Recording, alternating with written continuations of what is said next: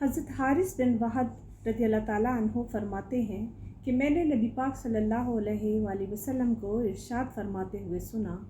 کہ کیا میں تمہیں نہ بتاؤں کہ جنتی کون ہے؟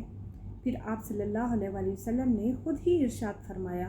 کہ ہر وہ شخص جو کمزور ہو، یعنی معاملہ اور برتاؤ میں سخت نہ ہو